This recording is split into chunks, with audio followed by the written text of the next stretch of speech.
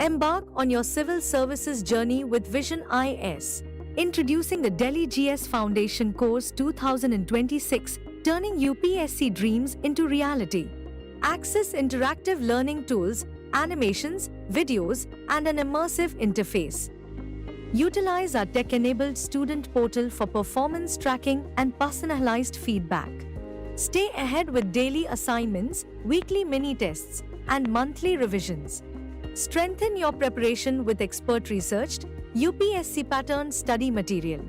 Delhi General Studies Foundation Course 2026. Batches start 29th November, 5 p.m., Karol Bagh. 19th November, 9 a.m., Karol Bagh. Take the first step towards success. With Vision IS, success is just a step away.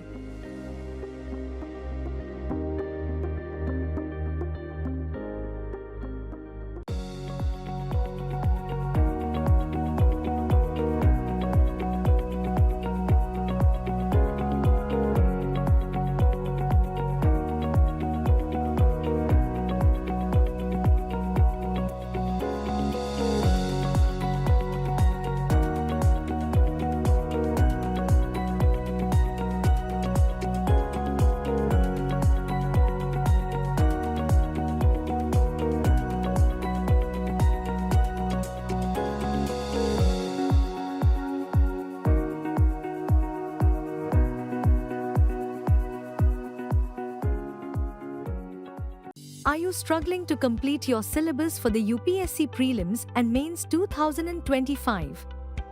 Is the lack of guidance stopping you from reaching your true potential? Vision IS brings to you a dedicated, personalized mentoring solution to transform your Prelims and Mains journey.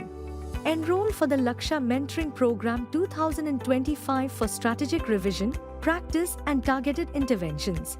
Attain high scores with key skill developments such as concept mastery, problem solving, answer writing, and time management techniques. Embark on your preparation journey with Laksha Integrated Mentoring Program starting from 21st November. This comprehensive program offers unified mentoring for both Prelims and Mains 2025. Laksha Prelims Mentoring Program 2025. Starting from 29th November, intensive program focusing on Prelims 2025 preparation.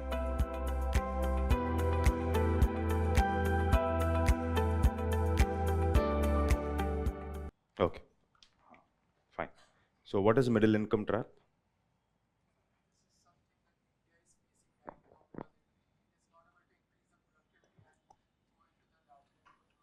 Okay, India is not able to increase its income and go to the higher income group, or you can say India is in the lower middle income right now. Okay, so lower middle income, and there's a problem. The problem is that you are stuck with the middle income. Okay, so fine. And now the question comes up like, why is it that there is this trap, and what is this trap? What do you think are the reasons? And there are very few countries which have come out of this middle income trap. So most of the countries are trapped in this middle income. They are not able to increase their incomes. Okay, so for example, let's say, now if I have to define what is middle income here, okay, middle income. So when I talk about middle income countries are those countries whose per capita gross national income is between $1,135 to $13,846. And this is basically, I'm talking about nominal, not PPP. Okay, so, and lower middle income, it is basically from 1,136 to 4,500. And upper middle income is around from 4,500 to around 13,000. Are you able to get this? So now, what is the problem here? The problem is India being stuck with this income of 2,500. Okay, so gross national income per capita. This is not based on PPP logic. This is based on nominal exchange rates. Okay, so here India is stuck with this $2,500. Now the question is not about these numbers. The question is like, why are you stuck? and what policies are required for any country to move from lower income to, one is middle income, but again transiting from middle income to higher income. The whole logic and strategy is completely different. Okay, so I'll explain that later, but if you try to make some observation here, 108 countries were classified as middle income countries at the end of 2023. Hardly 34 of them were only able to cross or manage to shift to high income status since 1990. This shows that very few countries are able to move out of the middle income trap. Okay, so that is the reason you're calling it as a trap, because they're trapped in this income level. They're not able to uplift their potential and they're not able to move to the next level. Are you able to get this? That is the reason you're using the word called middle income trap. Got the point right? Now, 75% of global population is contributed by middle income countries. 75% of the global population. And 40% of global GDP is contributed by middle income countries. Don't worry about these numbers. If any of these slides will be given, so should not be any trouble. Okay, so I think the data is clear. Now the question comes up. This is some data. Before we go to the slides. Now, any country wants to move from low income to middle income, and from here you have to move to high income. You want to become a high income country. But most of these countries are stuck here. They are stuck here.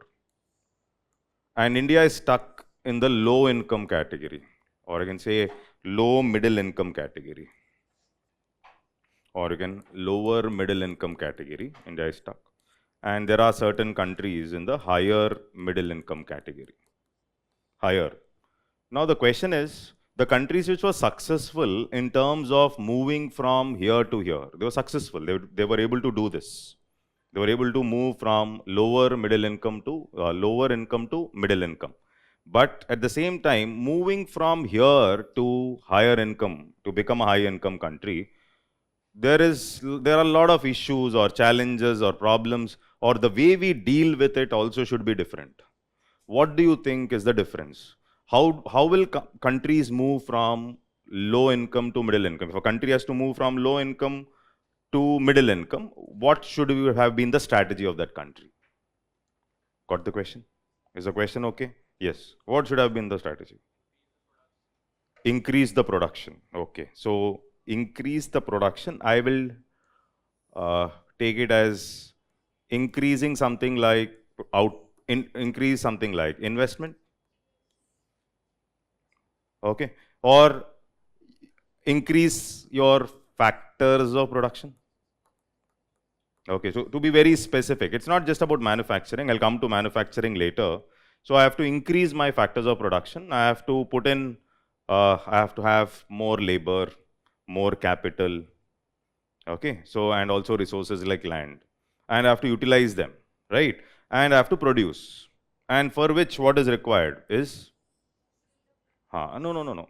Investment is required. Skill is anyhow required. So here when I'm talking about labor, labor requires skills and all that. I'll come to that later. So what kind of skills are required, how much skill is required in a low income country, etc.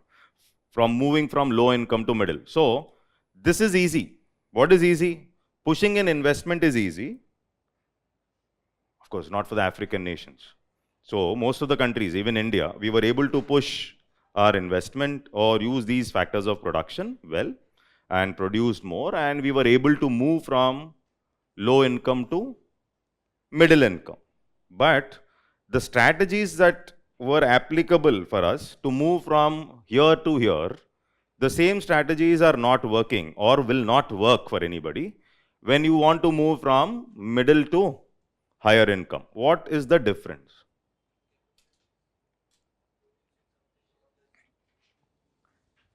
Capabilities of producing something. Is there any other word for that? Rapid innovation. Rapid innovation. So I will put it as total factor productivity. Now this is a word. Of course, I will not put any formula.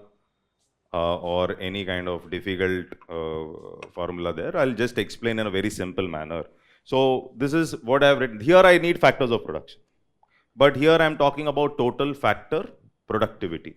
What do you think would be the difference between both of them? See, always remember, if I have to move from middle income to high, you have to focus on total factor productivity. If you have to move from low income to middle income, it is okay if you focus on investment or if you're focusing on your factors of production. Focusing on factors of production, you will move from low to middle.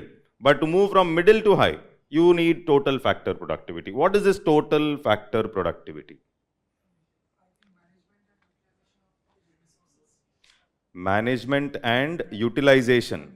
Management and utilization of resources. How well resources are utilized. Okay. So I'll give you a simple example. Suppose I'm producing this pen. I'm producing 100 pens by using a certain amount of capital, certain amount of labor. Okay. And now, using the same amount of capital, same amount of labor, if I'm able to produce 1000 pens, I think you're getting my point. So what has happened here?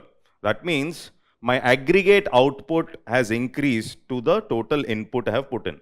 My aggregate output in the numerator has increased. Output has increased in comparison to the total inputs I have pushed in the denominator.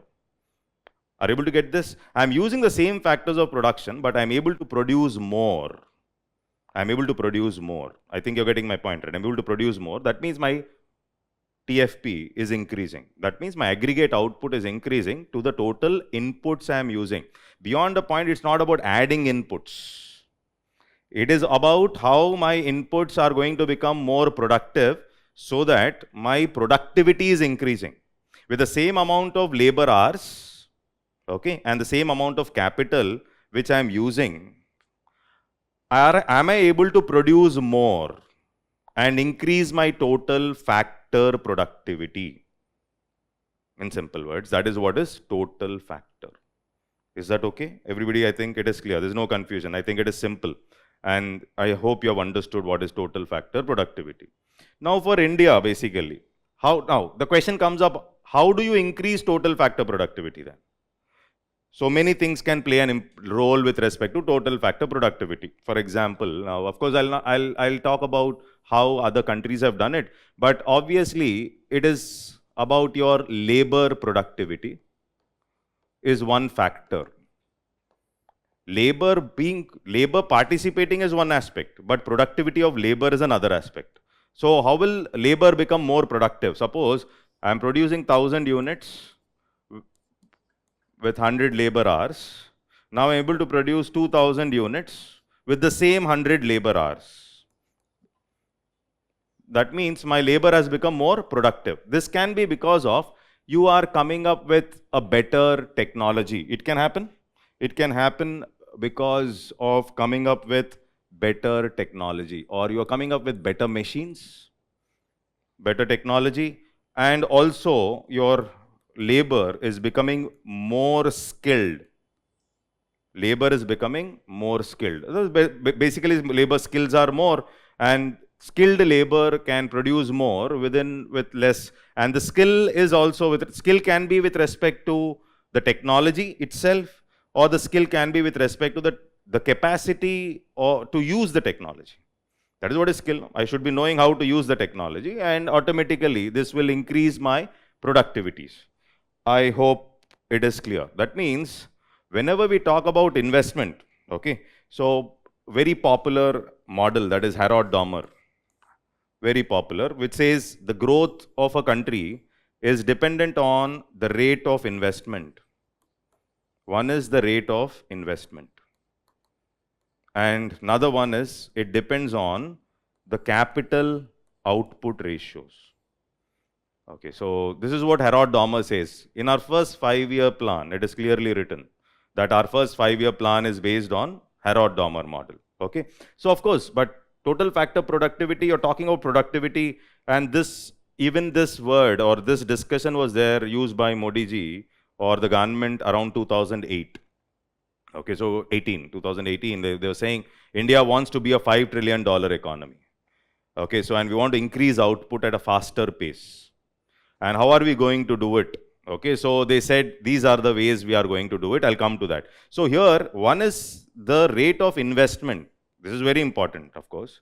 But how productive my investment will be will depend on the capital output ratio. Capital output ratio is the amount of capital I need to produce the output. So if I say incremental capital output ratio, it is how much amount of capital I need to produce one additional unit of output. Once my technology increases, my skills increase, I need less capital to produce one additional unit of my output. As simple as that.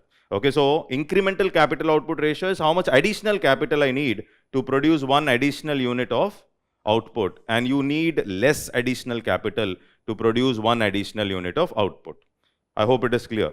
Now the question comes up, why is it that some countries were able to move out of middle income trap? Few countries were able to do it, and how did they do it? Okay, so here there are three things. Very simple chart to understand it. One is, how do you increase the total factor productivity? Anybody? How to increase this? Okay, so one is we are talking about something like investment. Okay, investment. You're making some investment of factors of production. You're pushing in money. You're pushing in different production techniques you're coming up with, and you're able to move from low income to middle. But if I want to move from middle to high, two things have to be focused. One is we call it as the infusion.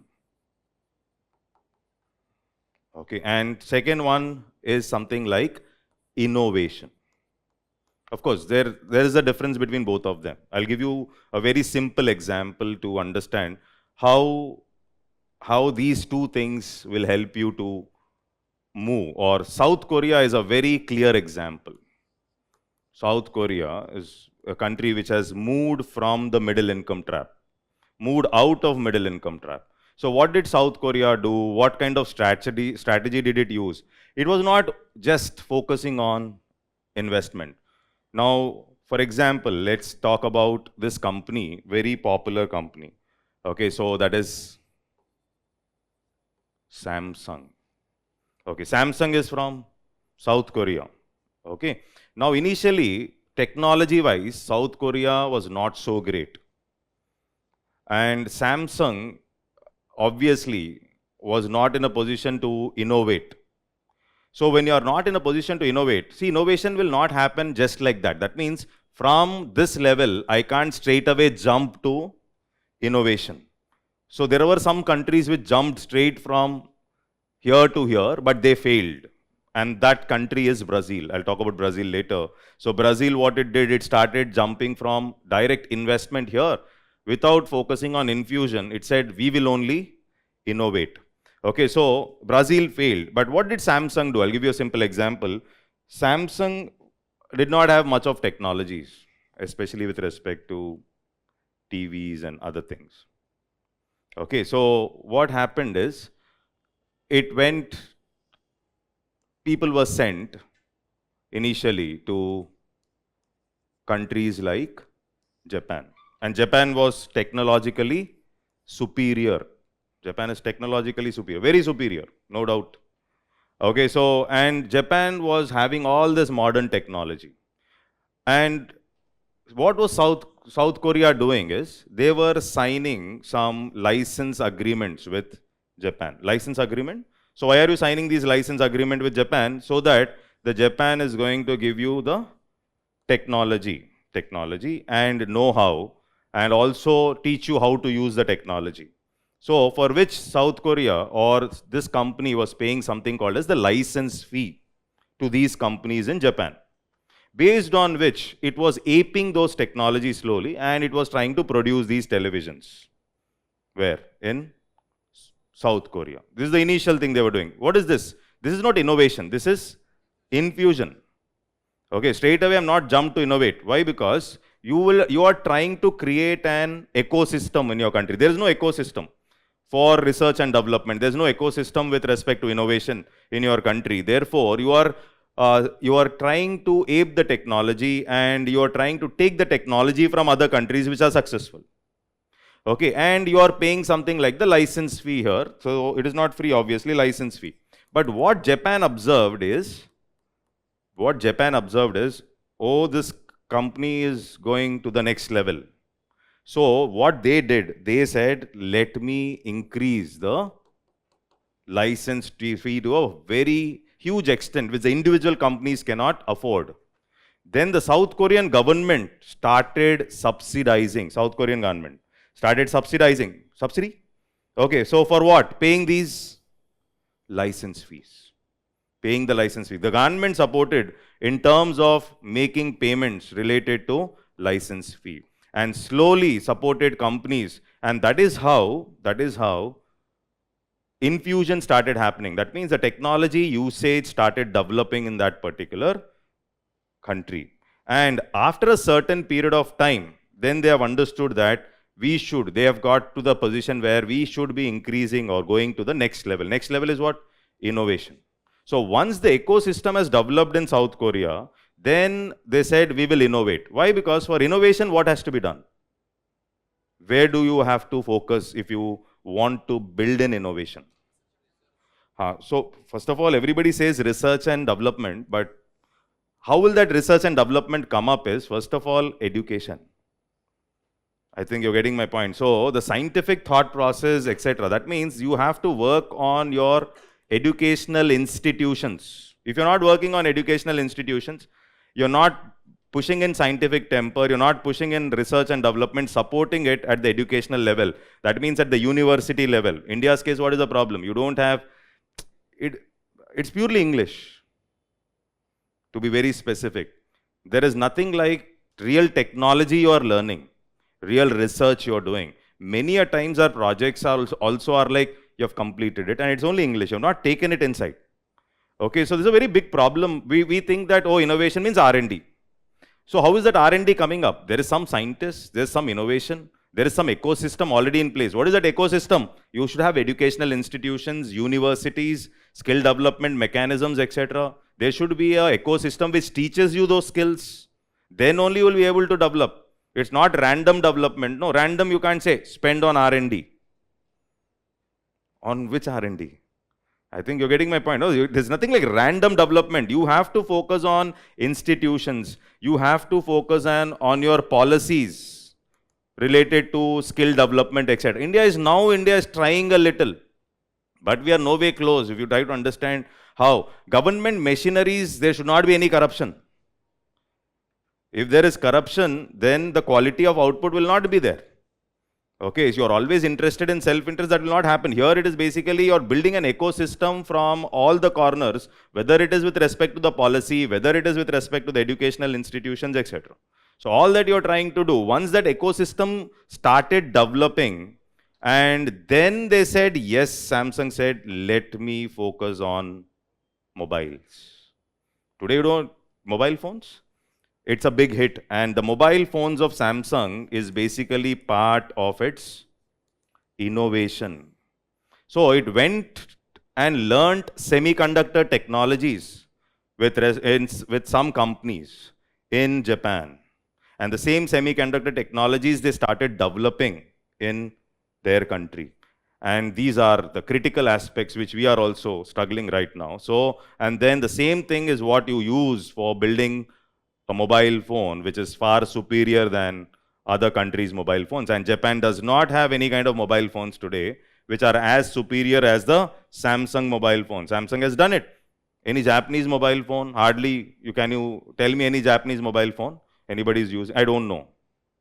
I don't know. You know Apple? You know Chinese? OnePlus or something? Or you talk about Samsung, but where is a Japanese mobile phone? But how did they do it? They did it, this innovation. That means now I am no way linked to Japan. But initially I started with license fees, then building an ecosystem, then slowly they started innovating. And that is how now you came up with such a good product where you need obviously very skilled labor. The problem is it is not semi-skilled. That is the problem. From moving from low income to middle income, I just need semi-skilled. I don't need complex manufacturing. But if I want to move to high income, I need complex manufacturing. There's no doubt about it. I need complex manufacturing means I need to produce those quality products, high technology products, which are completely different from. Now here what will happen? Here few things you should observe. There are certain countries which believe in something like IPR policies. India also believed IPR policy. What is IPR? Industrial Policy Resolution. There are certain countries which believe in market. IPR is a regulation. So, of course, there may be a logic behind coming up with higher regulation. It's not that I'm against socialism. Don't take me like that. Okay, so here what you should understand is if a country has to move, what has to be done? I think that is what you should understand. See here, when we talk about IPR policies, so what happens in IPR policies? You are protected, basically. You are protected. It's a protected system. Suppose you say import, substitution, industrialization. Okay, so the same thing, if I have to make a comparison, like for example, East Germany and West Germany. So East Germany, basically Russian influence. Okay, so in these countries where government regulation was at a higher level, and this is a country where you had initially. Now also you find there is a huge income difference between both of them, because what is observation is, when you come up with these kind of regulation policies and government support, etc., that is not wrong. But the problem is, it helps you, you're in a comfort zone and you are not innovating beyond a certain level. You will stop at a certain level, and that is the reason your incomes have stopped. Your incomes did not increase beyond a certain level. Unlike the West Germany, where it's purely market and market was deciding everything, where incomes increased at a faster pace, and even now there is huge disparity in incomes when I compare West Germany. So here, planned economies, to be very specific, planned economies. India was a planned economy, obviously, no other option. Okay, so we also had the influence of Russia, and that point of time our resources were also limited. We had problems because of the British rule, drain of wealth and other problems. Okay, that means we were more of planned. So planned economies, basically, it is even more difficult for such planned economies to move from middle to high or to break that trap. Because 70% of these countries obviously will be in the middle income trap, barring few exemptions. They will be in the middle income. They are not able to elevate the incomes because you are protected. You are protected, though you innovate, though you don't innovate. You're not looking for pushing the best product out. So those ecosystems did not develop in those countries primarily which were focusing on planned. Now you may say China. I'll come to China later separately.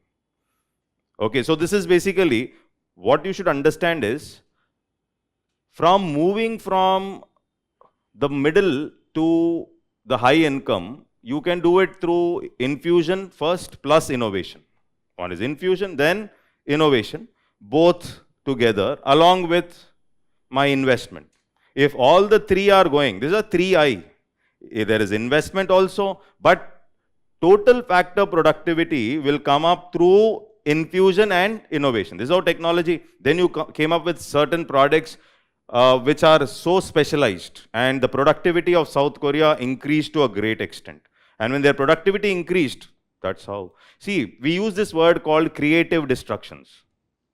So how will a creative destruction come up without innovation? And is it easy to innovate without infusion is the question. Of course, some countries tried to straight away go ahead with innovation. I'll show you the graphs.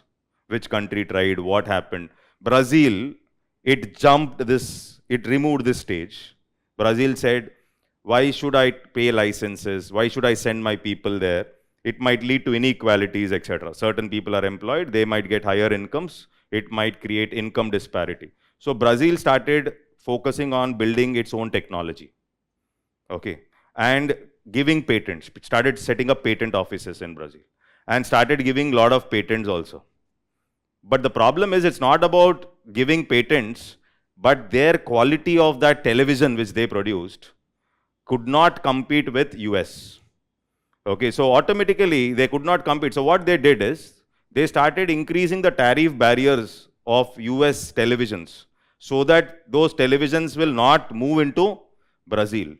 And they thought everybody let them buy my Brazilian televisions only. Are you able to get my point right? So here you are directly jumped into innovation. But did TFB increase? No. Productivity did not increase. When your product has real demand, not in your country plus outside also, you can't stop through industrial policies. If you are stopping to a great extent, the data shows if you are stopping to a great extent using your industrial policies, you said increase the tariff barriers so that the US televisions will not move into my country and my technology is anyhow there, let the people buy. That means only very rich people could afford because of the tariff barriers. In Brazil, only rich people could buy the televisions of US. That is how they did. And they were trying to protect their television market. But once after a certain period when you're exposed to competition, your product will not withstand the foreign competition, obviously. Today, where is the Indian mobile phone? Forget about it, is not there in our class also. Okay, so this is a problem. I'm not saying that we are not using, no? How many of us are using means very few, and you can't expect others to use it. So the question is, if you are using, then you can expect others to use it. That means where is that? Forget about the mobile segment. You are moving up the value chain. So you can't participate in the value chain when you are not focusing on this. When I use the word value chain, for example, let's say you're manufacturing an Apple iPhone.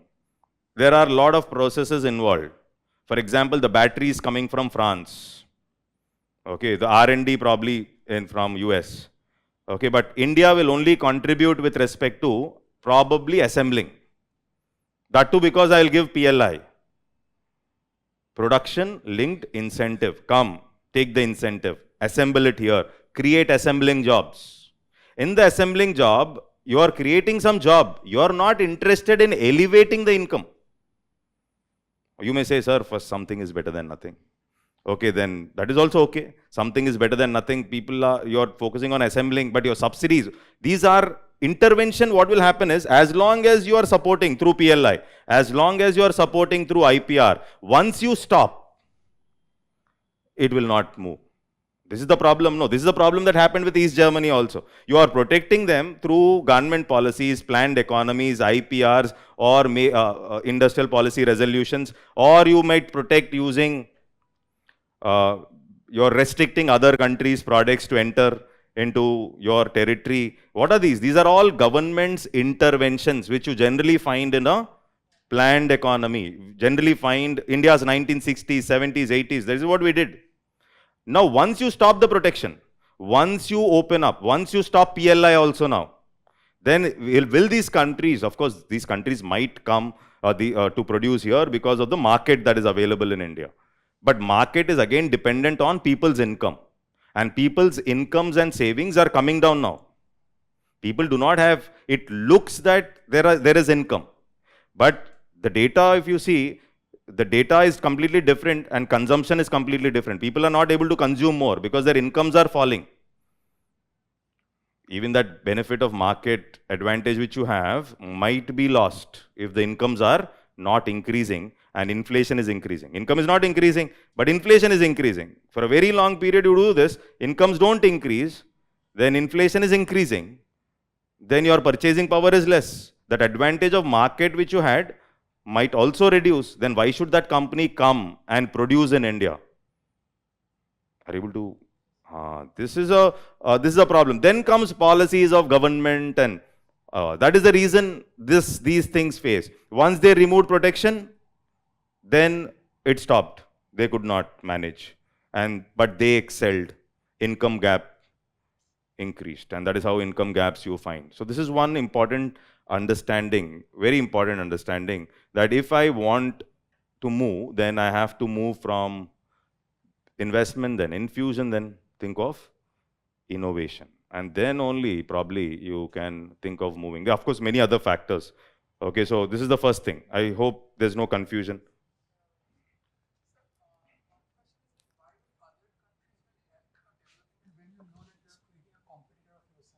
No, no, it's not about creating a competition for yourself. There is something like, so it did Maruti Suzuki aligned. Okay, so did we align with Suzuki? Hero Honda, did we align with Honda? Why? Technology. For them, it is market. Okay, so for them, it is market. For us, it is technology. So Hero, today you're saying Hero, but it is Hero Honda, right? Honda is Japanese technology. Okay, so Mahindra Renault, it is basically. Okay, Tata's, before coming to the production right now, which you see, the high quality cars, Tata Indica was using Italian engines and the technology of Italian engines. Okay, so before that, Tata engines were wobbling. Our Scorpio cars also were dancing. Okay, so now of course I'm not commenting. They're doing really good job, Mahindras and Tatas, no doubt. Now this is a process which happened. Okay, they have a market and you are signing agreements. This is all technology agreement. Otherwise, why Maruti Suzuki? Why can't it be only Maruti then? Got the point, right? So this is how it is. Why Hero Honda means that's the reason. Because it's the technology. But we have not done it. We have not taken it to the next level. You've not taken it to the next level. You just started it and then you're stopping it. It has to be a continuous process. And labor also has to be encouraged, or maybe the ecosystem has to be created. For cars, you have created some ecosystem in India now. Okay, so it's all about that ecosystem which has to be developed. If the ecosystem is not developed, ecosystem is a very complex structure. You should have universities where research and development is practiced. Okay, so the scientific temperament has to be increased. It's not about English-based education.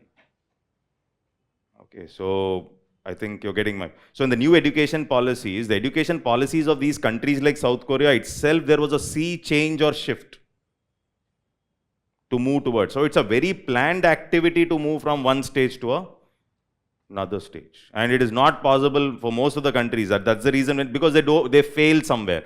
And that is the reason they're not able to move from one to another. This is what you should understand. Okay, now, is this clear till here? Now, first of all, why should these countries come out of middle income trap?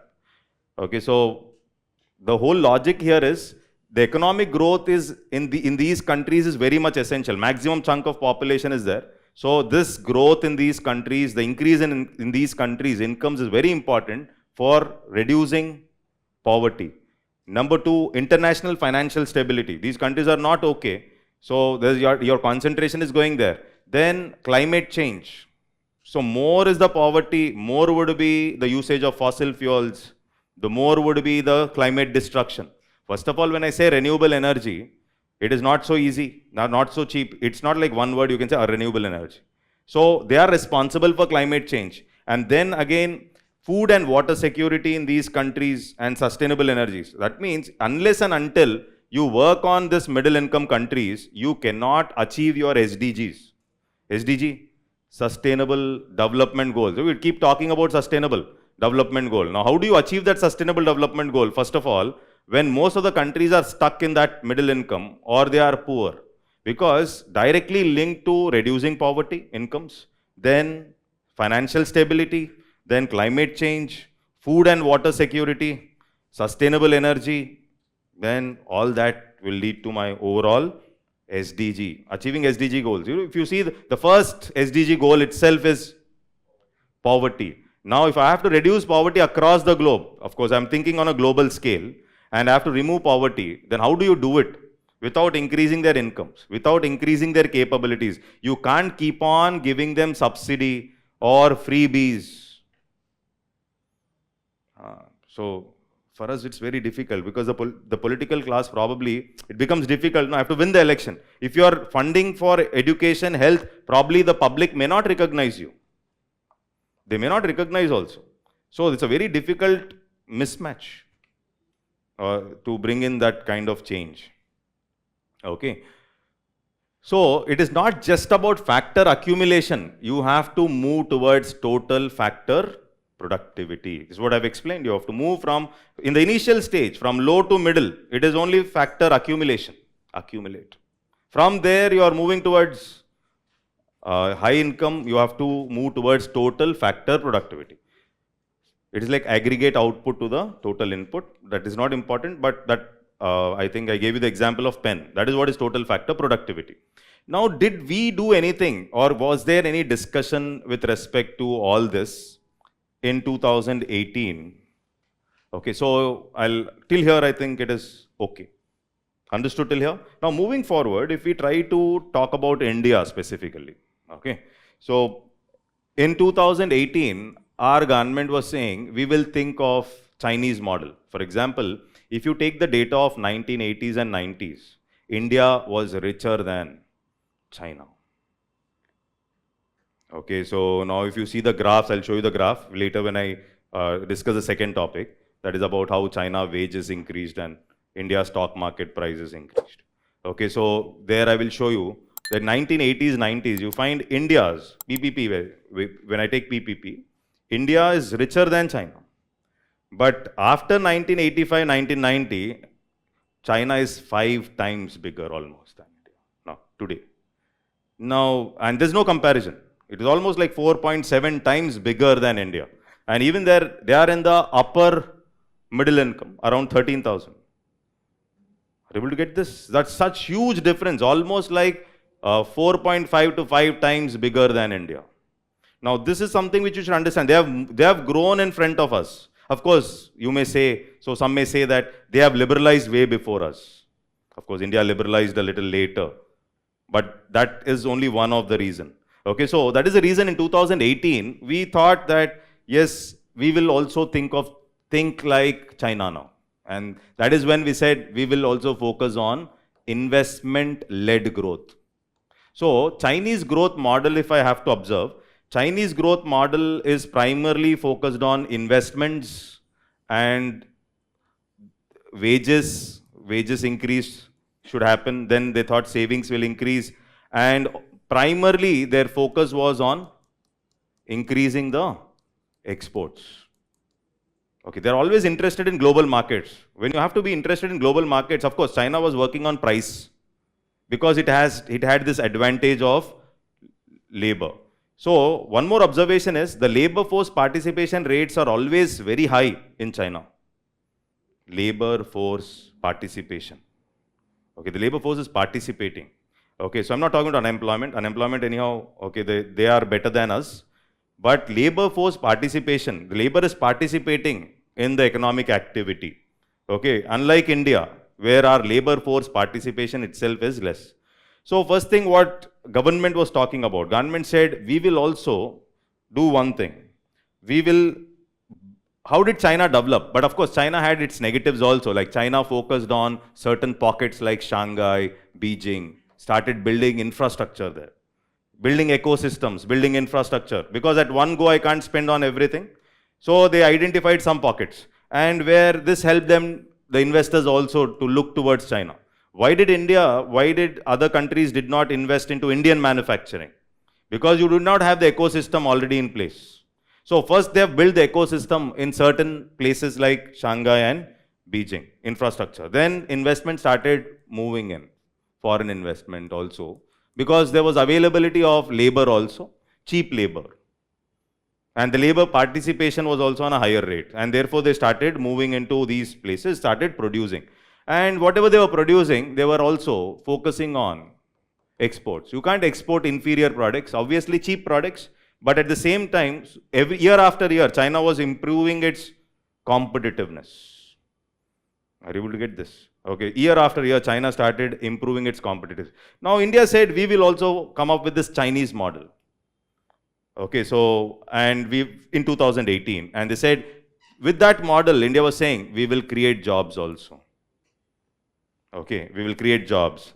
We will also be able to innovate. We will be able to increase labor productivity as well. Not only jobs, they were saying we will also be able to increase labor productivity. That means India was saying we will move towards enhancing our TFP. Okay, so one is investment. Second is we'll also work towards increasing our productivity. So now what is this? Simple logic here. Suppose if a particular factory, or in this class, there can be, let's say, 500 students. Now, this 500 students, my output will cater to these 500 students offline. Okay, but if my productivity has to go up, what can be done? Very simple observation is creative destruction. It was saying, so government was saying, we'll come up with creative destruction. Okay, so what is this creative destruction? You're coming up with innovative technology, etc. But the problem is creative destruction so easy? As Indian government mentioned in 2018, we will come up with creative destruction. Okay, so coming up with this English word creative destruction is different from really working on innovation. Because working on innovation takes a lot of time and research and development and the ecosystem, education, skills, so many things are there as we have understood now. You can do it through infusion first, expand the infusion, then think of innovation. But when you said creative destruction, innovation, got the point, right? Okay, so it is very, very difficult. So here, this was the thing. So what government was saying, creative destruction, we will come up with. That means you're giving to this teacher the digital board or maybe the technology or the software. So probably online, I'm able to teach 5,000 students.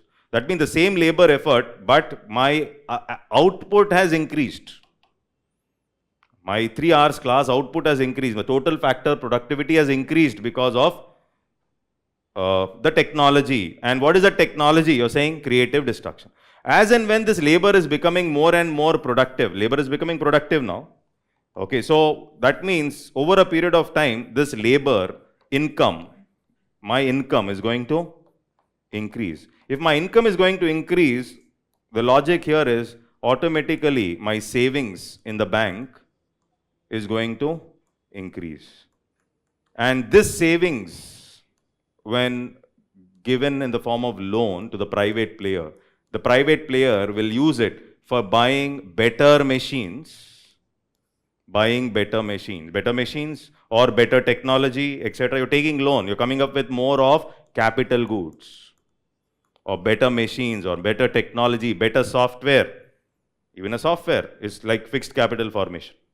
Okay, so this will increase my future output. This will increase my future output. Earlier, this is basically, or you'll be able to, if more of such kind of machines are coming, then earlier I was producing 1,000 units. Now I'll produce 10,000 units. But the problem is, if this 10,000 units I'm producing is not quality product, then I can't export it. But here I should focus on not just domestic consumption, but also on export. This is what China was doing. China was exporting. So India said, we will also do this. We will also focus on increasing the exports. So like this, we will be able to grab global markets. Okay, grab global markets. When you grab global markets, then you need more factories. You need more factories in India. Then you will try to become part of the global value chain. Part of the global value chain. Add value to other companies as part of the global value chain. You are adding value, then your incomes will further increase. Suppose you are producing batteries for iPhone. You are adding value to that company, then your incomes will further increase. You are becoming part of the global value chain, means your incomes will increase, your productivity will increase. Is that okay? Now, when my markets expand across the globe, then across the supply chain, I will be able to create jobs. Because I need better warehouses, cold storage facilities. I'm expanding my market, no? So automatically my supply chain will also expand. And across the supply chain, we will create jobs. And simultaneously, government was saying, we will focus on, because we're getting better incomes and all, we'll start focusing on research and development. But the problem here is, India's case, the problem here is, this is what we thought. This is a thought. Okay, so, but things are not working the way. Now, moving from middle income to higher income is even more difficult than last 20 years back or 15 years back or 30 years back. Reason being very simple. Now you don't have the support of other countries. Other countries are working towards protectionism. Other countries will not give you technologies. Organizations like WTO are not in condition. So they will come up with a lot of tariff barriers, trade barriers. Simple example I will give you. For example, this is just an assumption. Suppose Trump in January decides to hit China, because China is one of the fast moving economy, hit China outright, and Trump increases the tariff barriers of China. Tariff barrier? Okay. So all the tariffs, or like what they did in the earlier trade war. Okay. Out and out war kind of thing. Of course, economic war. Then China, to compete in the global market, might devalue its currency. Might devalue. Devalue? So if you devalue, you will be able to grab exports. Then when China devalues its currency, it will become even more difficult for India to grab global markets. Now, these conditions, if I want to go and explain in the WTO, earlier the dispute settlement mechanism or something was there. But from 2019 onwards, you don't have the appellate body in function. The judges are not there sitting giving judgments. That means the problem of WTO or international organization support is also not there now. Under such circumstances, competing with these countries and moving your income from middle to high is even more difficult than 20 years back. That is the reason the trap can become even more dangerous. That is the reason moving out of trap is even more difficult for us, because you're somewhere at 2,600. Okay, so they are at least at 13,000 China, though high middle income.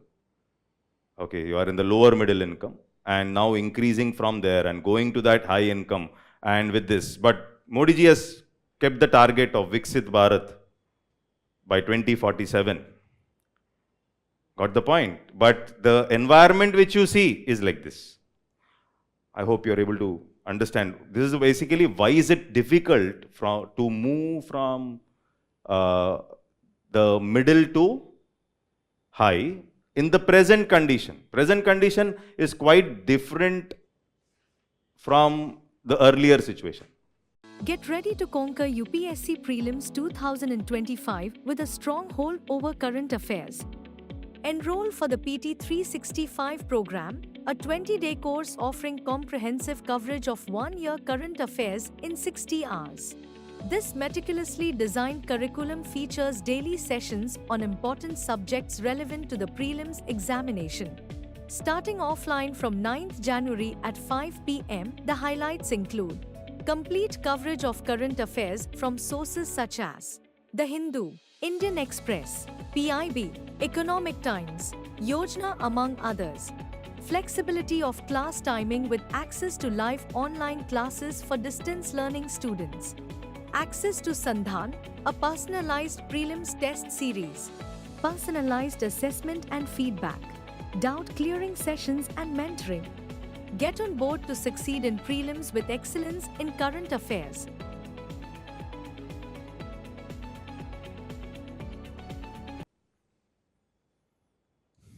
Is that okay till there? Understood? Okay.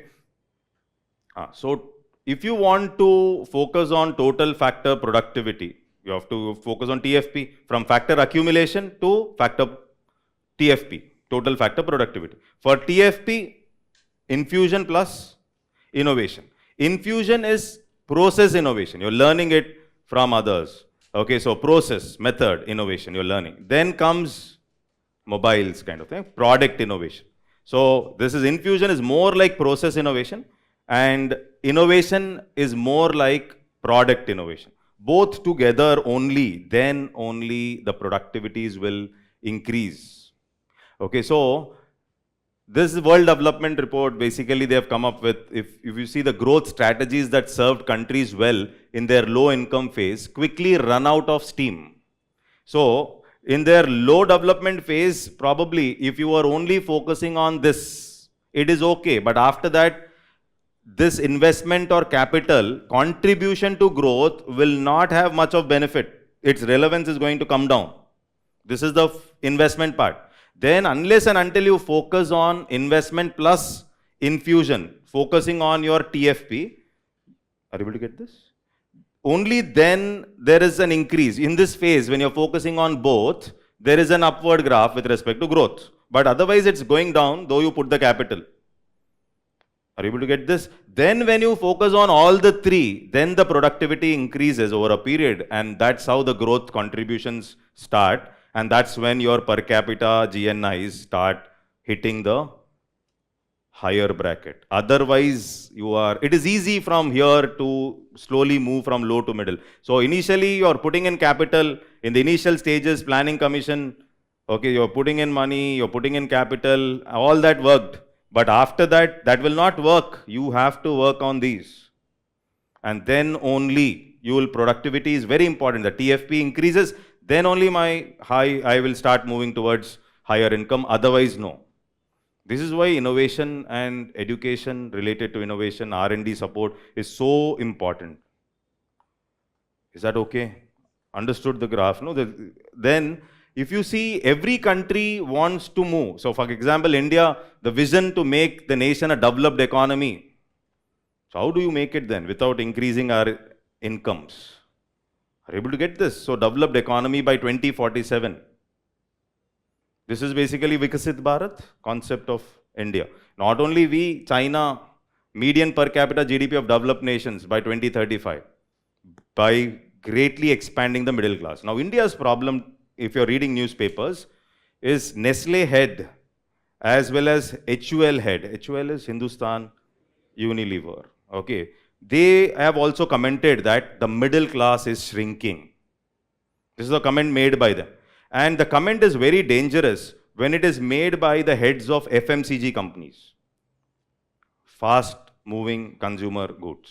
When they are making such comments, it is even more dangerous, because when my income is falling, my consumption is falling, the last thing I will stop buying is FMCG, toothbrush or shampoos or soaps. That will be the last thing. So other things, mobiles or these kind of things, I will stop buying initially itself.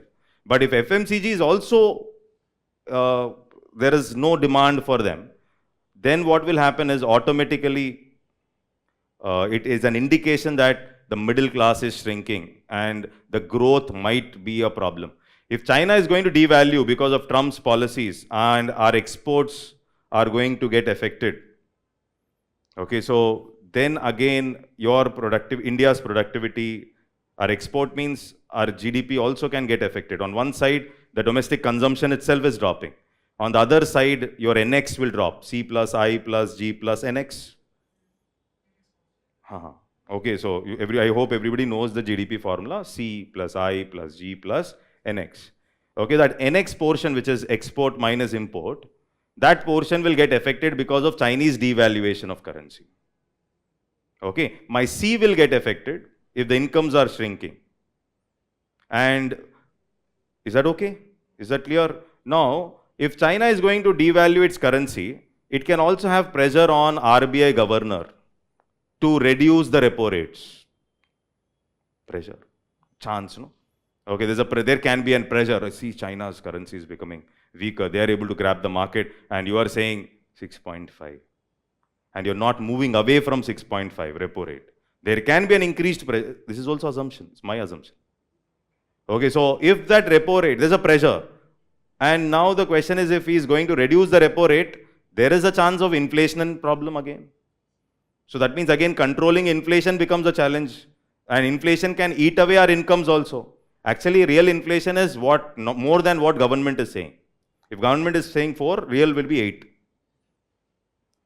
Documented inflation is different. Your asset prices, it is different. Okay, so people's capacity to pay is going to go down, then my C will come down, consumption.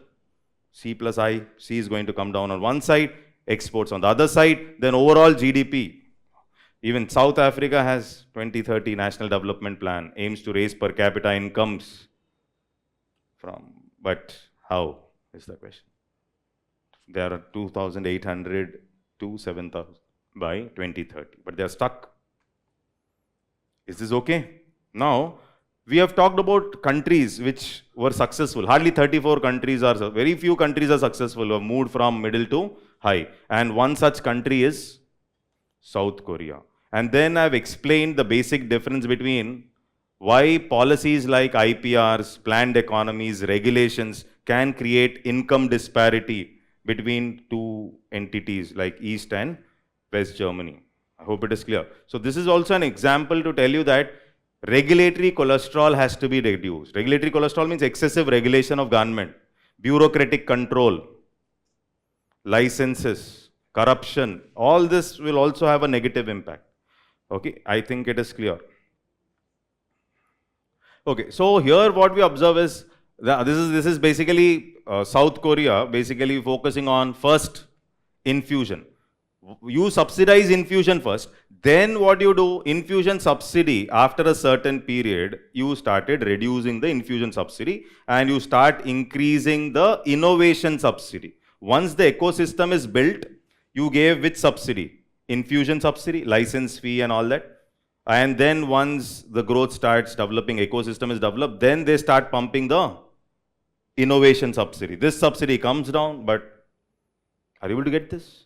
Okay, so first is infusion subsidy, and then that is coming down, then the innovation subsidy will be increased, and that's how they've moved. Of course, we have to learn from others, no?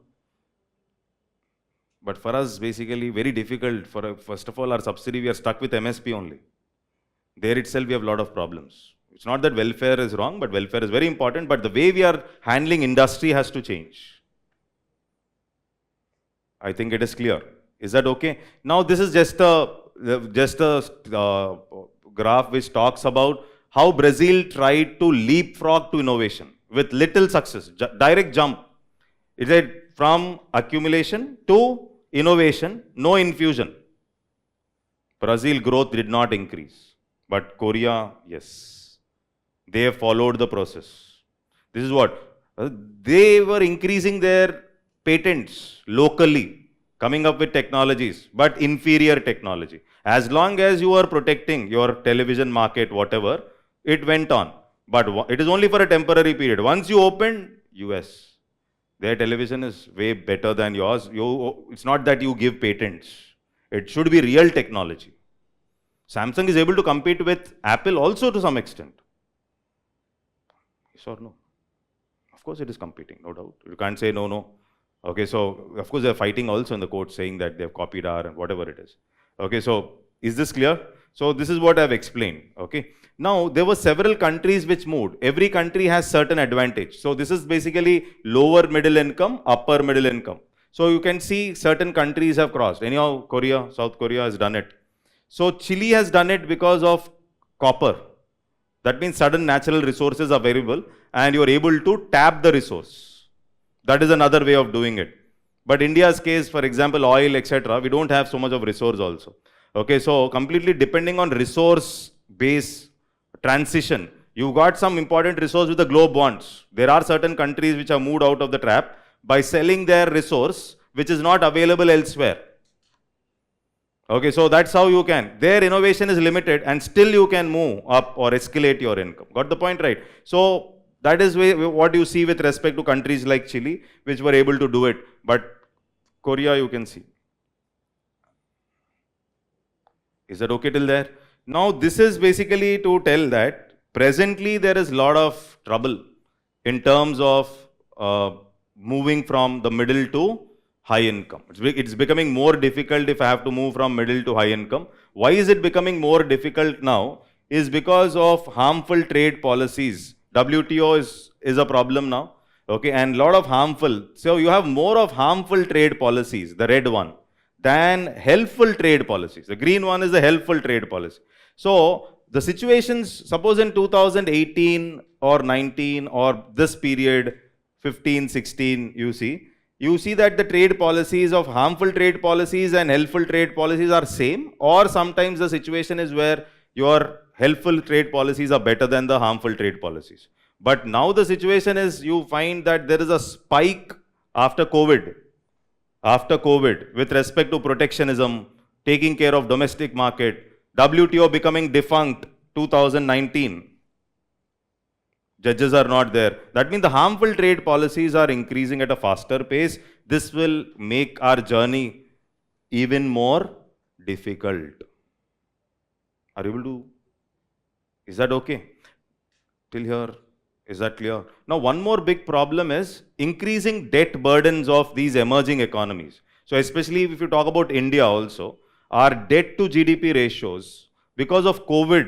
See, if you see after 2019, the debt started jumping, especially if you see here, the debt after 2019. Both debts are difficult, even the private debt, even the household debts have increased. Household debts. So households are borrowing they're taking a lot of personal loans for consumption. That means the debt burden is also increasing. So you can't spend on education or other aspects or investments or creation of assets if your debt burden is going to increase. And after COVID, the debt burden not only of households but also government. Our general debt touched 83.5. General debt means government, state, UT put together.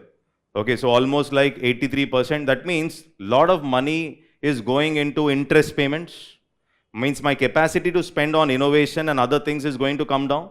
So that means in India or these emerging economies who want to move out of middle income trap, their debt is increasing. So if their debt is increasing, there is little resource left for them to spend on maybe infusion or innovation. You are only making payments for, that means in India also, it's like your debt is increasing, but not your GFCF. Debt is increasing, but not GFCF. GFCF, gross fixed capital formation. So on one side, this debt is increasing. Household debt is increasing. Who can contribute to GFCF? See, GFCF is a component. Suppose if I talk about GDP MP, it is about C plus I plus G plus NX. Okay, this is the formula. Gross private final consumption. This is final consumption expenditure. Government final consumption expenditure. Net exports I. So in this investment I, the major chunk is GFCF, and also there is inventory investment also, that is change in stock. So the primary aspect here is this portion brings in innovation or leads to asset creation. Okay, so the problem is your debt, if you see after 19 of these countries, debt is increasing, means their debt is increasing. Not only private, government, but also private or even household debt. Our household debt also increased. Okay, so that means your resources are getting limited. So who can contribute to GFCF? The private fellow can contribute in the form of coming up with assets, capital goods, machines. He's buying new machines. Okay, Maruti is buying new machines, or Vision is buying digital boards. The private player can contribute. Similarly, government is building roads, infrastructure. Okay, so they are also expanding my GFCF. Okay, or they are coming up with new softwares, new technologies, or even we can contribute. Okay, you're coming up with houses, you're creating some assets, you're building a new house on an existing land, etc. It's not about consumption I'm talking about. So all this is all what? GFCF. If your debt is increasing, household debt also, or government debt also, but simultaneously, if this is increasing, you're able to get this, then it is okay. But my debt is increasing, but this is not increasing. Are you able to get this? Okay, that means the debt is getting increased to manage C and not I. Are you able to get this? The debt is increasing to increase C. That means people are consuming more through credit, but it is that my personal loans are leading to my consumption rather than my increase in GFCF.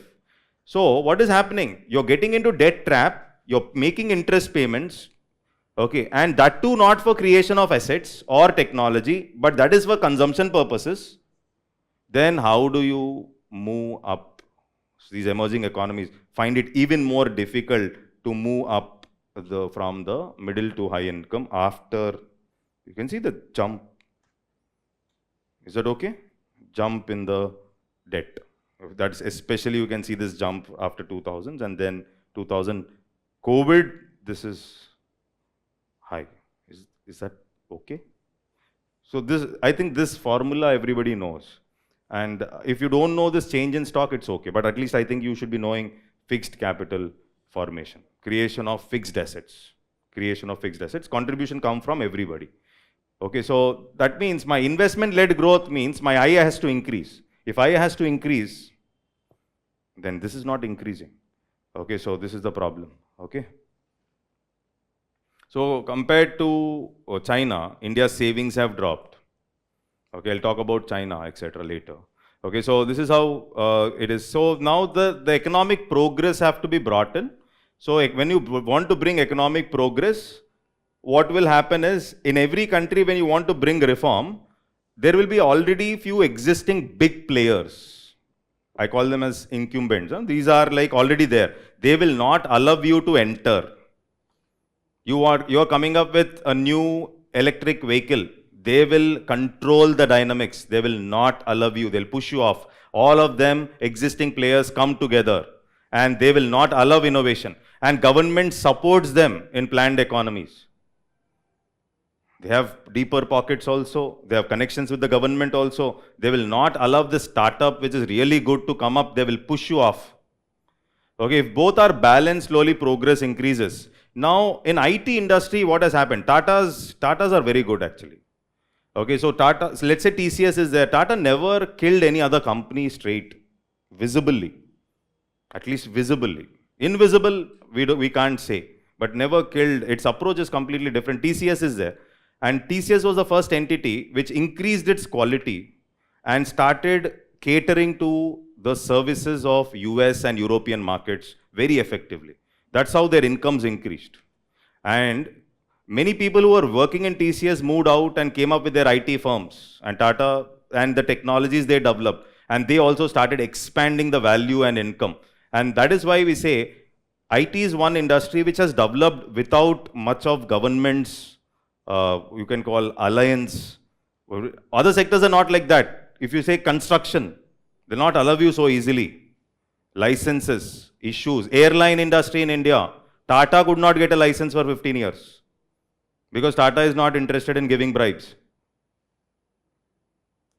Are you able to get this? So this is something which you have to understand. When both work together, that is when economic progress happens at a faster. This is a new entrant plus the incumbent. That happened in IT sector after 1990s, especially TCS Technologies. Many people moved out of TCS. They came up with value offerings. They also exported services to other countries. Many companies came up. Infosys, many companies came. And they were able to do a good job. And they were allowed to do. And very few segments that they will be allowed. So incumbents and entrants combined add value. This happened only in IT industry. Then how will incomes increase? In other industries, if this is the case, are you able to understand what I said? Okay, so here, this is something like a push off. So I hope these are all factors. These are all factors. Of course, we write in the exam, no, manufacturing is not doing well. We could not shift the labor from primary to secondary sector. All that English is all fine. But these are the real problems, not just for India. These are the problems because of which you are stuck actually. And the way forward should be that 3I. Way forward has to be 3I, that is infusion, all that. Okay. Yeah, big fish, yes. Big fish will not allow the fish only, small fish. Forget about eating. Okay, so the entry barrier is so strong that your innovation will not come. Now slowly we are saying startup culture, startup stand-up India. We will encourage you. There also, when you get into the field, you'll understand why doing business is difficult. It looks okay. The English looks okay, no? Start, stand, fly. But when you start and stand, then comes the big player. It's not directly competing with you, indirectly. In India, if you observe, when Paytm is about to fall, banks were looking, fall fast. When will you fall? We want your network as soon as possible. This is the culture we have. It's not there in UK. Okay, so we want other companies which are falling to be revived at a faster pace. In UK, basically, that's how we operate. Like, when you fall, the bank wants to take the network of Paytm as early as possible. Big bazaar, about to collapse, smart bazaar. I want it very fast. So this is a problem also. Big player, once he becomes big, now he dominates the market very effectively. So if US was like that, then how will Elon Musk come up with innovations? Okay, so the scope for innovation, scope for testing your talent, all that is higher in the developed world, no doubt about it. Okay, so that is definitely there. India is very good, no doubt. But when we talk about this kind of culture where innovation and all, so that is definitely there in the developed world. Got the point? All Nobel Prize winners. Indians also, they will work on poverty, but not from India. I think you're getting my point now. Okay, so not from India, no, working on poverty. Now, are you situated in Africa? Are you working from India?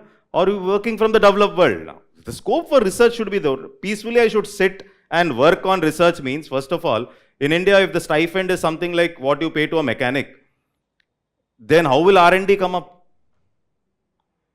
I think you're getting my point. So research and development is not encouraged. They're trying now. Now they're trying. Last 7-8 years they're trying, but it takes a very long time.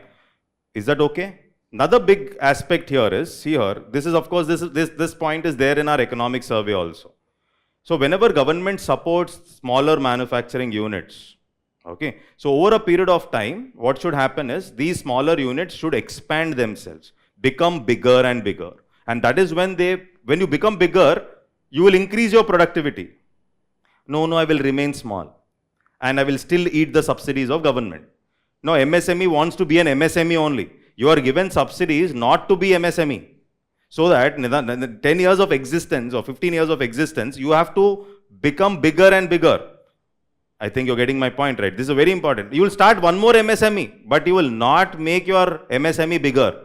So if you become bigger, then you'll have economies of scale. You play at a different league. Your productivities will be higher. The incomes will be increasing. You'll be able to create more jobs in the market. But you remain small. You only operate for yourself. Then how? So this is a very, very big employment relative to firm's age. Okay, less than 5. Okay, so this is basically, you can see age of firms here. Okay, so age of firms and India. Age of firms and the employment. Okay, so here. And then Mexico, the blue one. Okay, then you have the Peru and see US. Okay, so automatically incomes will increase, jobs will get created. Bigger companies can fund research. Smaller companies cannot fund research and development.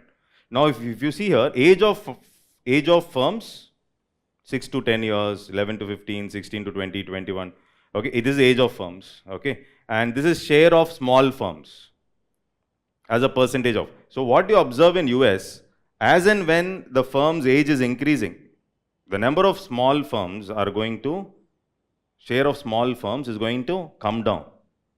Are you able to get this? Okay, it is the companies, you'll think this is the US one, the small firms, share of small firms, it is coming down. But see India. Okay, so still number of years of existence, 2 problems here. 1, it remains small.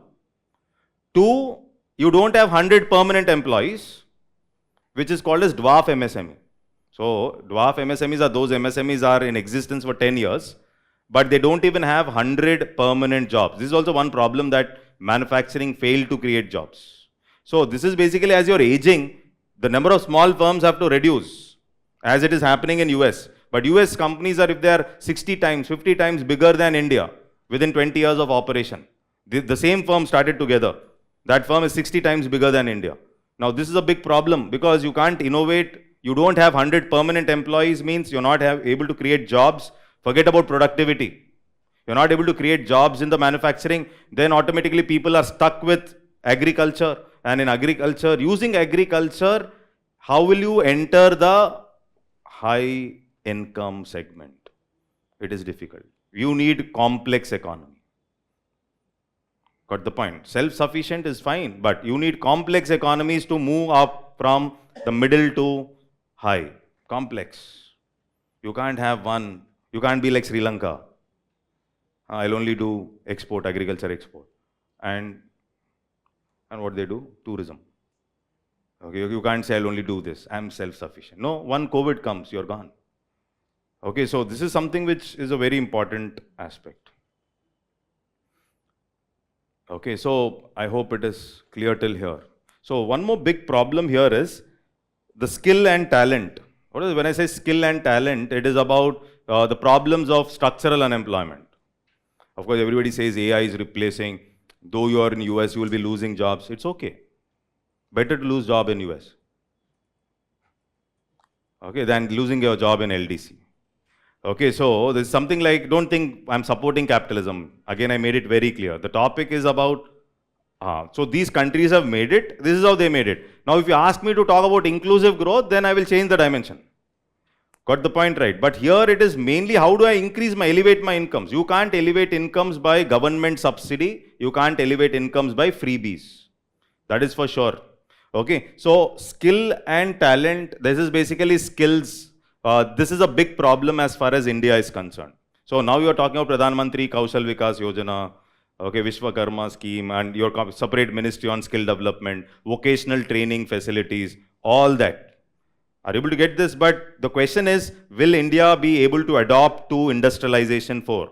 So industrialization 4 is, this is like AI and robotics. It will enter, it has already entered, it is under the carpet, you're not able to see, it is taking away jobs. For example, in US also recently, the recession and job losses in these companies like Apple is also because of AI. They kicked people out and therefore consumptions dropped because of AI. That means a developed country itself struggles with respect to handling AI. Then a developing country where you are more into assembling kind of things, one AI can remove all the assembling jobs in one go. So this is basically the problems of structural employment. Structural unemployment. What is structural unemployment?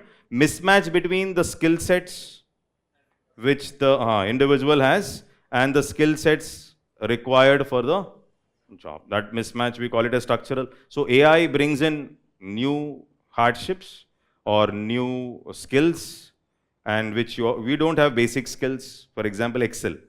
Many of the graduates don't know how to use Excel sheet or, okay, so this is a basic skill, but they speak English. So of course I'm not against English, but the question is, what is the fun? Okay, so what is the fun when you can't push the data into an Excel sheet is the question. So where are you focusing is something going somewhere. Okay, so another important aspect is when there is a lot of pressure on countries like India. Heard of Kuznets curve? Okay, so what is this Kuznets curve? What does Kuznets curve talk about?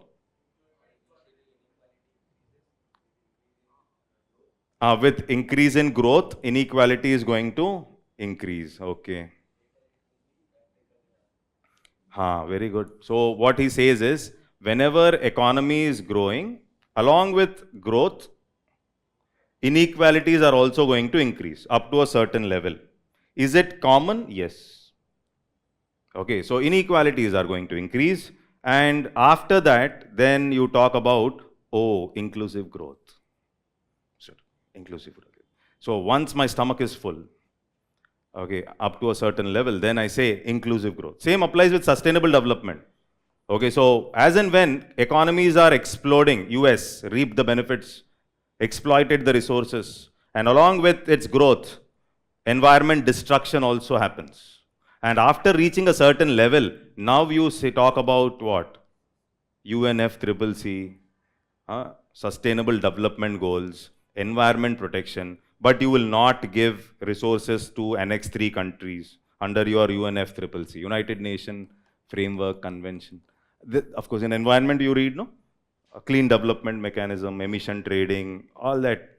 Okay, so generally that is, I don't understand that. That really useful. Yes, India voluntarily is doing, that's okay. But you should not impose on developing countries. Simple logic, somebody is here in the growth process and somebody is here in the growth process. Both are not at the same level. Now you say renewable energy, give the technology then. Give renewable energy technology, give us money, then we will use it. You're not giving money, technology, then how do I use it? So my money is limited, and this is the problem when different countries are at different growth levels. Here then, after a certain level, now they say sustainable development.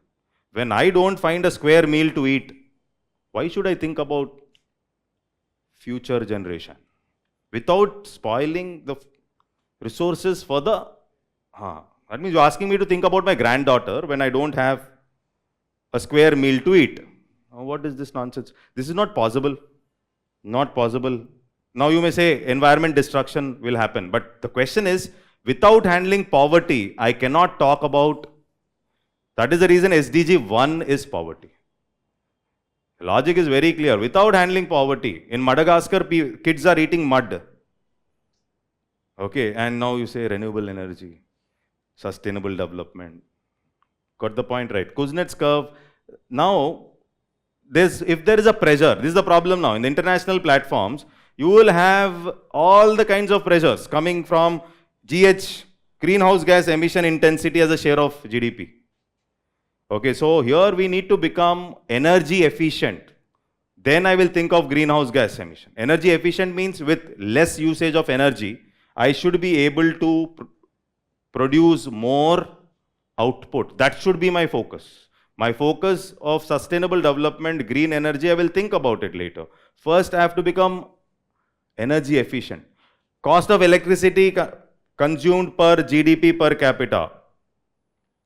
High income, upper middle income, low income. Low middle income, upper middle income, high. Got the point, right? That means with less usage, you should produce more. Are you able to get this? You have to become more efficient with respect to your usage. This is another. That means energy as an aspect is also very important. Okay, so otherwise, that is also difficult because you have from all corners, there is trouble. Is this clear? Understood till here? Now, or economic, social and ecological requirement shifts in thinking. Of course, this is basically what we have discussed only. So, from sources of energy, you're thinking of sources of energy, renewable, fossil. Okay, so emission intensity. That should be the focus. I should be producing more with less usage. Okay, then from focusing on inequalities to social mobility. This was seen in US also. Suppose earlier blacks were not allowed to get into higher positions in 1970s, 75, etc. Now the question is, inequalities, you can't keep on giving money to handle inequality. There should be a social mobility, opportunities, education, health, they have to be created in such a way that there is a movement. Social mobility, that means those who are in the lower segment start operating at a higher level and contributing to the country. This should happen. It's not about focusing on inequality. It is about social mobility. Today there are many black doctors, scientists. So this happened after a certain period of time. Now this is very important, from inequality to social mobility. Is that okay? Then here, from firm size to value addition. Of course, here also we are not okay. But here you're talking about value addition. That means here it's not about the incumbent big firm. There may be a very small firm. What is that, electric vehicle? Yes. So new entrants, when they are coming in, they can add value to any firm. They also should be able to become part of the global value chain. Are you able to get this? It is more of value addition that has to be focused on rather than the firms or the big sizes. So this is what is very important. This is a big topic if you really want to understand. Okay, so otherwise, for mains is now, if you have understood, you can write. You can't write everything, but you can't draw these graphs also. This is only for understanding. You need to know what to pick up also. But you have understood everything, what has to be done, then things are more simple. Okay, so need is what? Business dynamism and factor reallocation is the need for productivity growth. Okay, so business dynamism means less regulation, more market, more dynamism.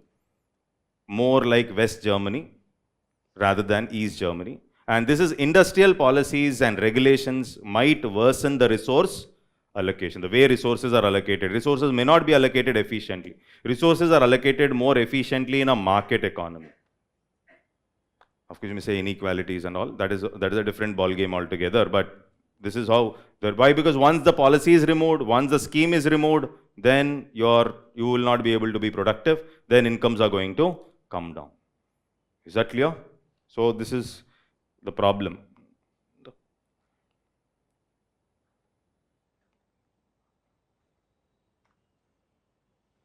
Graduates.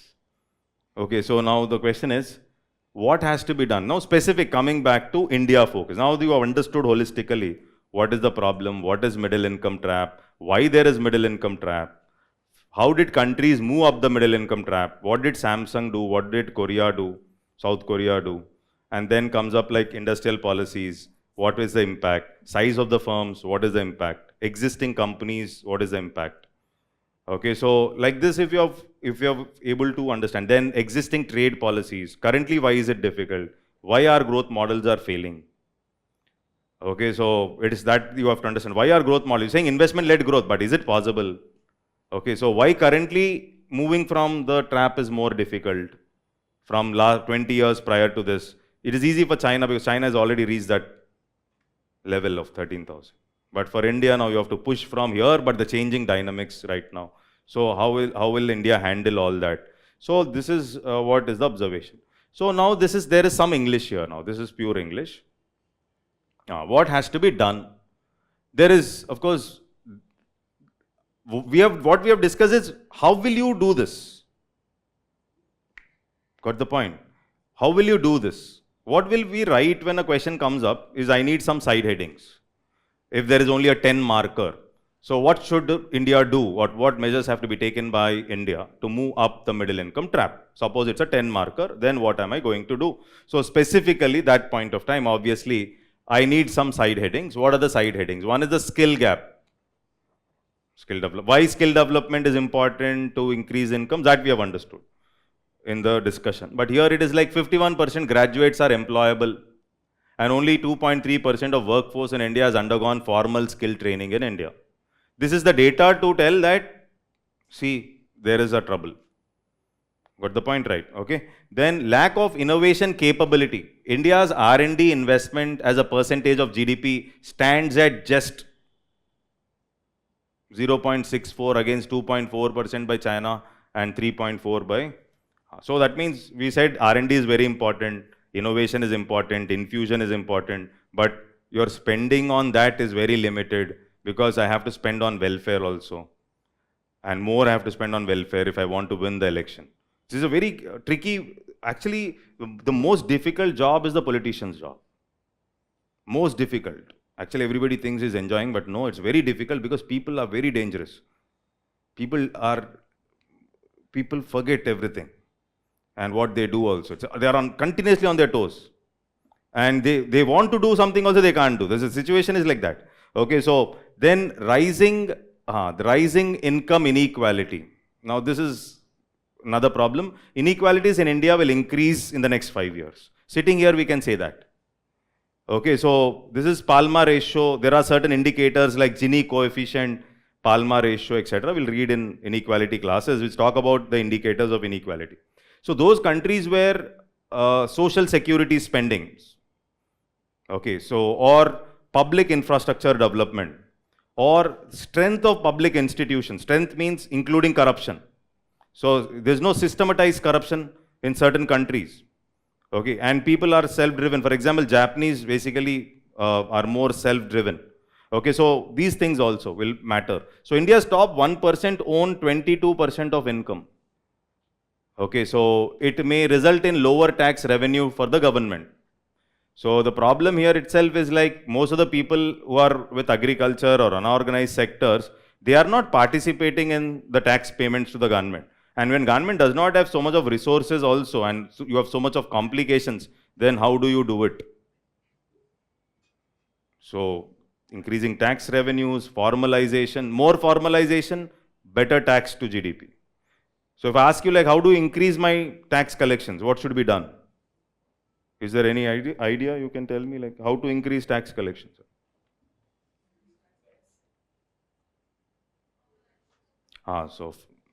One is formalization. Very good. Okay.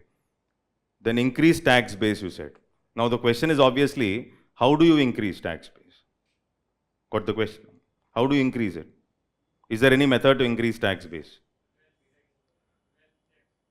Wealth tax, they felt it is not okay. And therefore in 2015, Modi ji removed it. That means the revenues which you are getting because of wealth tax was very limited. Unnecessarily, you have to pay salaries to the tax inspectors if you have more taxes which are not giving revenue. So better is remove such taxes, remove such inspectors. At least salary will be saved. Increase corporate tax. Okay. They will run away to China. Okay, so already there is problem of globalization of profits. That means they are showing less profits in India. And they are shifting their profits from India to other countries where the tax rates are lower. This is called as base erosion and profit shifting. So if you increase the tax rates, first of all, they'll not come to India, number one. Though they do business in India, they will not show their profits in India. Okay, so they will try to take away, shift the profits from India to Mauritius or some other tax haven. This is what they do, and that is increasing tax rate is never a solution. Example, Laffer curve.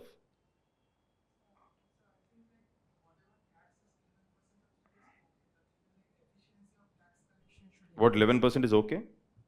So other countries 13 to 14%, I guess. Other means which other country? China is 13 to 14%. China never focused on tax collection. See, China's policy itself is, China is very clear. China knows that when the economy is not so formalized, there is no point in focusing on tax collection. China did not focus on tax collection at all. And still, it is above us. Okay, so it did not focus. They said, tax we can't collect, we know. Okay, so that was never their focus. That is the reason when it comes to tax to GDP, we never talk about China.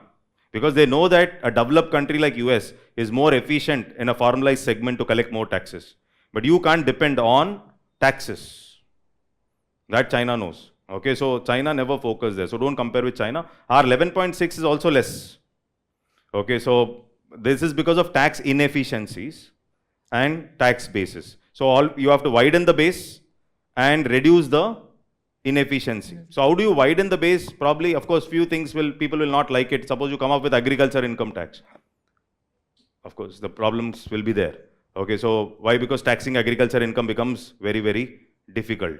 The base might increase. Okay, so now they started taxing the firms.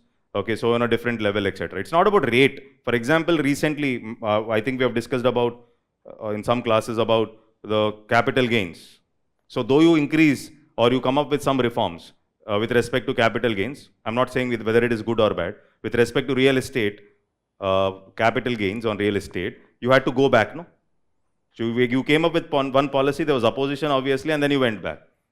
Okay, so this is what happens. Of course, I'm not saying that policy was good. That policy was what? 20% with indexation, or pay 12.5 without indexation. So any tax policy you are coming up also, it's not so easy to implement it. Okay, so fine. So stagnated industrialization. India leapfrogged from agriculture to services sector, and manufacturing share in output and employment has generally remained below 20%. So this is one problem, that there was an abrupt shift from primary to tertiary, which we learn in the basics classes. No, directly we have jumped from primary to tertiary. For that, hundreds of reasons are there. So that is also a problem. Inadequate development of manufacturing resulted in unemployment and disguised unemployment, particularly in agriculture. So 45% of the people are still dependent on agriculture, where the productivity is very less, because that particular sector is contributing to, let's say, 18% of my output, but 45% of the people are still depending on primary sector. Then obviously their incomes will be less, and maximum chunk of our population are there.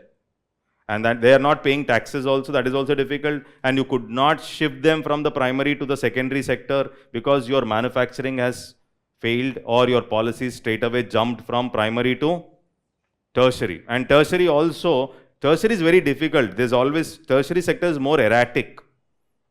There are bigger cycles in tertiary sector.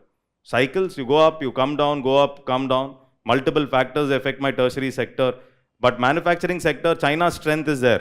Okay, so then global headwinds. Middle income countries find themselves caught between the rapidly changing advanced technology of rich countries and competition in the mature products from poor countries with low wages. You are in the middle means it is even more difficult. You will be cornered, you will have trouble from both the sides. Foreign trade and investment are in danger of becoming constricted by geopolitical tensions and populism shrinking the room for government to act. Populism, you know, and you have geopolitical tension, global situations. It can be war, it can be Trump's policies against China, it can be increase in bond yields in US. Many factors have impact on bond yields in US are now, that is a discussion we'll have in this next topic. So FIs are running away to China, they're running to China now. Why are they running? What is the problem? So of course, that's not our discussion. Our discussion is like why wages increased in China, but our focus is like our wages did not increase. Okay, so what increased is our stock market performance. So if you take from 2000 till date, our stock markets increased by 1300%, whereas Chinese stock market minus 13%.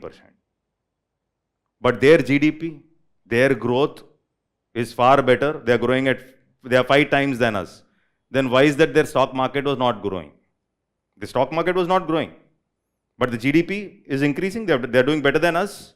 But India are from 2000 till date 1300% stock performance.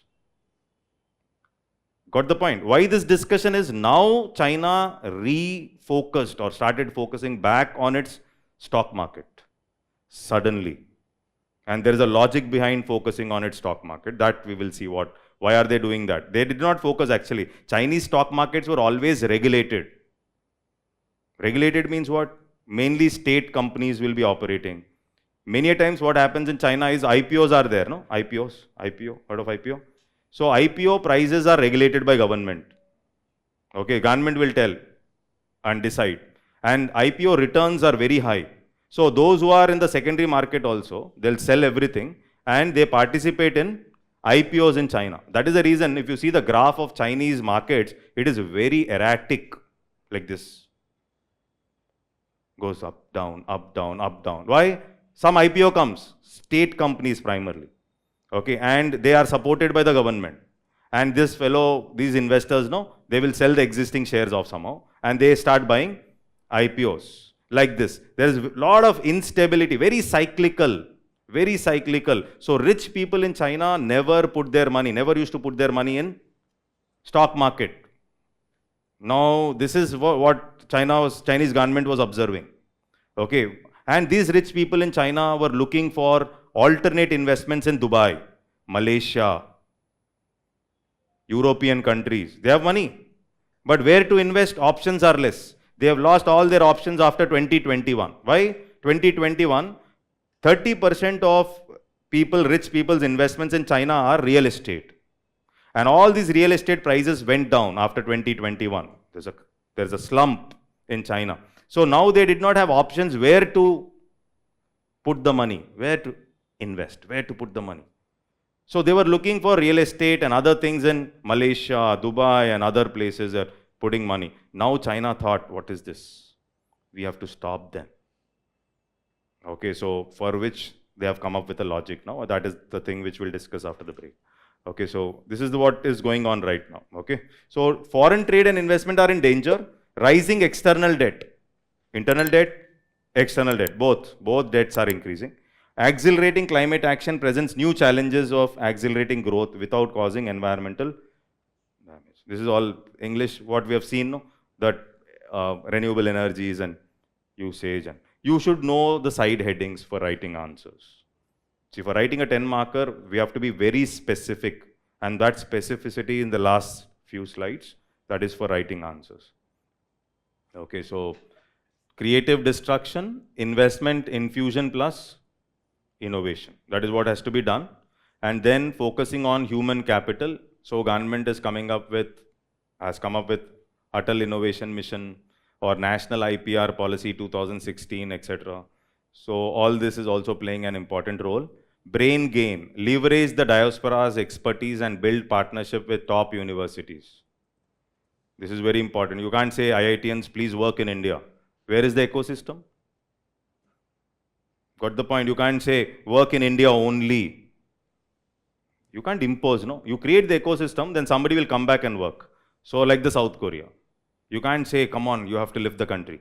They will come and live the country provided there is some ecosystem that is there. So they've gone abroad, they're gone there only. In Korea, they're going and learning the technology, coming back. Here, they're not coming back.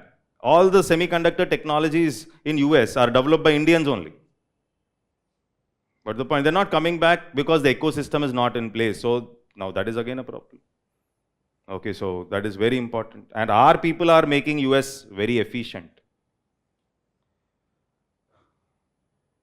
Market reforms. Market reforms are very important. Some side headings here, last 2 minutes. Avoid blanket support for small firms. Okay. Over supporting unproductive small MSME. Why are you supporting? They are becoming dwarfs. Connect with global markets. This is very important. Some key initiatives in this direction include Buy Indian and Buy and Make Indian. Categories of capital acquisition and defense, PLI schemes, 100% FDI is allowed in space sector, etc. We are also putting in that effort, no? Okay, 100% FDI in defense, 100% FDI in space. So this is what you find. Strengthening competition, strong anti-competitive agency and antitrust laws can help prevent abuse of dominance. So even Google, etc., CCI has come up with levying punishments on Google, imposing, asking them to pay if they are going to use their dominant positions. Existing companies with their dominant positions are creating trouble in the competition. You should have regulatory bodies in place like the CCI doing their job perfectly. Otherwise, small entrants, I showed you that entrant pushing under. So that will not happen. So deepen capital. Equity markets can be instrumental in supporting innovative activities, especially in private firms, which typically face larger finance gap than publicly listed firms. So equity capital, this is where India is better than China. Where stock market can be trusted, these firms can raise more capital from the stock markets. Capital raising is more easier. And that is difficult where in China, because the trust is not there with respect to the Chinese markets. IPO listing is also very difficult in China. If you are a state firm, then it is very easy. Otherwise, the procedure itself is very difficult. So here, that innovation, this is our plus point basically. Is that okay? Then last point here, leverage digital technologies, such as internet, mobile phone, social media, digital public infrastructure, DPI, all that. Okay, so then this is something which we have to do to move. And why in middle income, what other countries have done, what should India do? This is how, this is the picture of, is this okay?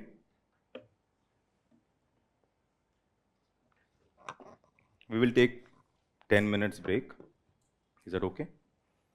And then I will do a very small topic, that is China, India.